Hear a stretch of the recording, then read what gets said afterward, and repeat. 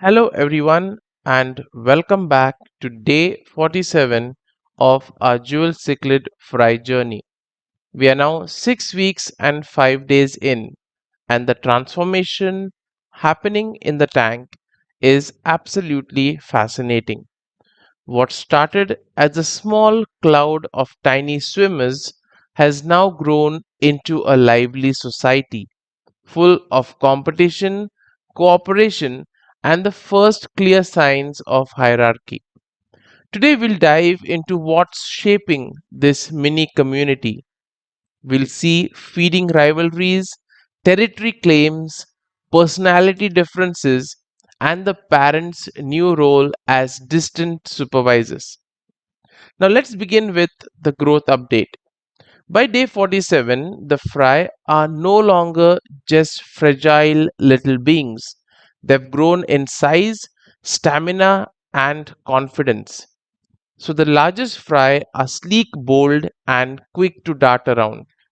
The smaller fry still linger near the edges, less confident, but just as important to the group.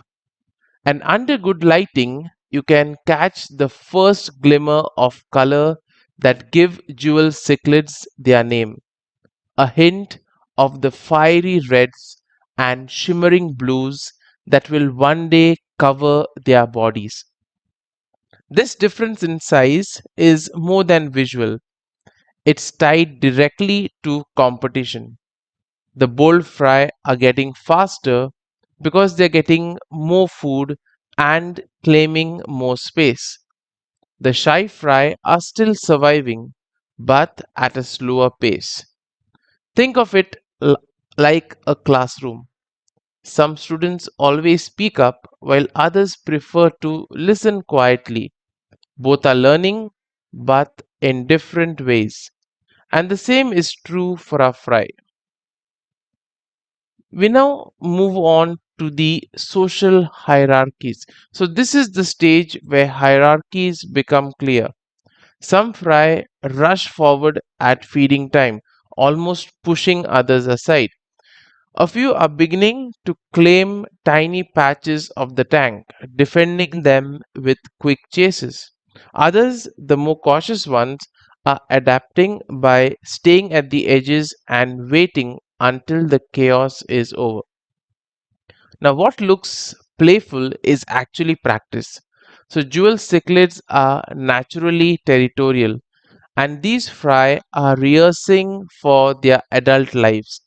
They're figuring out who's dominant, who's submissive, and how to coexist in a shared space. Now, feeding is become a full on competition time. The bold fry are at the front lines, grabbing the best bites as soon as the food drops. The timid fry wait at the edges, and they are often left with scraps. Some fry even try defensive feeding, not just eating, but blocking others from getting near. Now, this competitive feeding creates a cycle. Stronger fry grow stronger, and smaller fry struggle to catch up. Now, here's a pro tip for keepers: spread food across the tank instead of dropping it in one spot. So, this allows multiple fry to eat at the same time. Even better, feed smaller portions more frequently to give the shy fry more chances. Now, beyond feeding, we also see that the fry are now experimenting with space ownership. Some will hover protectively over sand patches or rock crevices. Others stake out a corner of the tank and defend it. And small chases happen. Often, quick bursts are seen where one fry darts at another to push it away. Now, these aren't serious fights yet. Think of them as mock battles. So, just like children play wrestle, these fry are also testing boundaries and preparing for the more intense territorial instincts of adulthood. It's both entertaining and important for their development. Now, Shifting our focus to the parents, we see that parents have changed their roles too. In the early weeks, they hovered constantly, chasing away threats and guiding Fry. But by day 47, they've stepped back. They still patrol the tank occasionally, but they're more like distant guardians than hands on protectors. Sometimes they'll even nudge Fry away, almost as if saying, "It's time to handle things yourself." This is an important transition. Just like human teenagers gaining independence, the Fry are learning to survive without constant parental oversight. Now, as a fish keeper, this stage is important. Why? Because competition is natural, but it can also be stressful if left unmanaged. So, here's what you can do: feed smaller amounts more often to balance opportunities. Also, scatter food in different parts so that you reduce bullying and you also allow the smaller fry to get enough nutrition. And also watch for the smallest fry. If they are consistently outcompeted, consider moving them to a grow out tank. Also, make sure that the water is clean since more feeding means more waste. Now, your role is more like a referee. You need to ensure fair play without completely interfering with natural development. So, what have we learned at day 47? Growth gaps are more visible. We've seen that stronger leaders and shy followers are now emerging. Feeding time has turned competitive, and this has helped to shape the hierarchy.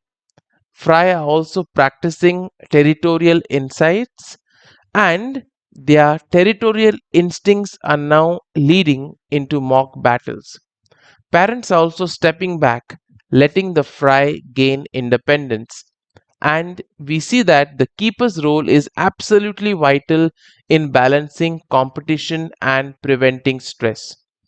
So, looking forward, these dynamics will only intensify. The stronger fry will continue to assert themselves, and hierarchies will become more defined. Soon, you may need to provide larger spaces or even separate groups to maintain harmony. So that wraps up our update for day 47 of our Jewel Cichlid Fry journey. Thank you for joining me today. If you're enjoying these updates, don't forget to like, subscribe, and share so that you don't miss day 48 when we'll explore how these rivalries continue to evolve and what it means for the future of these young jewel cichlids. Until then, keep watching, keep learning, and keep enjoying the beauty of fish keeping.